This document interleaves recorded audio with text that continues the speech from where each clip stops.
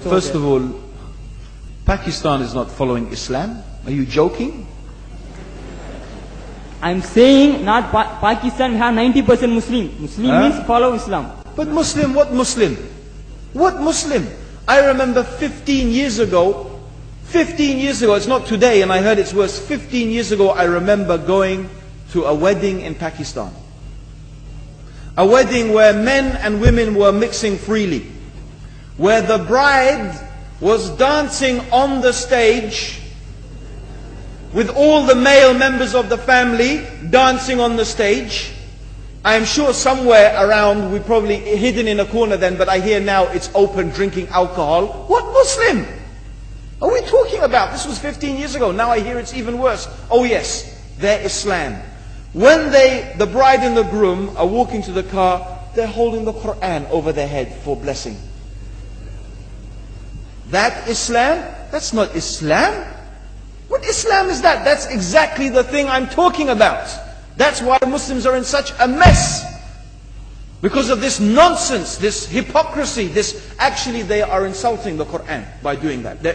Amongst all of this haram, they think that the Quran, holding it over their head, is going to bless them because they're holding it. What is that? Where did they get this from? So, I don't know what we're talking about. In fact, this is the problem. You see, the Muslim world itself is so far from Islam. So many you find here in India. Well, I know it's not a Muslim country, but there are lots of Muslims here. But I don't know what sort of Muslim. Most of them go to the dargah and they call upon some dead person in the grave, and they think that by talking to a dead person they're going to have their needs fulfilled. What's the difference between that and worshipping an idol? There's no difference, believe me. It's shirk. I've seen it myself with my own eyes. I'm praying in the masjid, the adhan goes, the people are praying in the masjid, and the people in the dargah are not coming to the mosque to pray. They're still going around the dargah and making all their whatever the things they do. What's that? That's not Islam. You go to many countries, you find Pakistan, you want to see Islam in Pakistan. You know, in England, in every street corner we have a pub. You know what's a pub? You know what's a pub? Like a bar, you know, a place where you sit and drink alcohol. Yeah? Yes? In Pakistan, believe me, they have something worse than that. Yes, worse.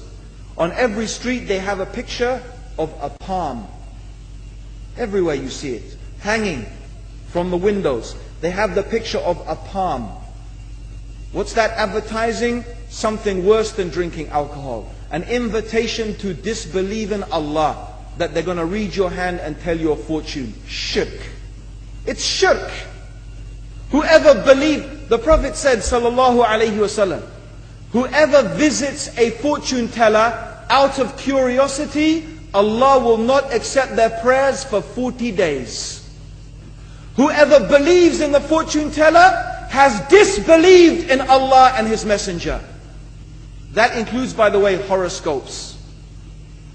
Yet you see in Pakistan, a picture everywhere of a hand. Worse than a pub. Worse than a pub. It is better to drink alcohol than make shirk with Allah. Yes. So this is the Muslim countries. You will not find one except they are not doing magic and shirk and kufr, or except maybe one or two you will find. So this is the state of the Muslims. So no wonder we're in the confusion and the chaos. So these are not good examples. And this is really, in fact, the very reason that I'm saying why we are in such a big mess.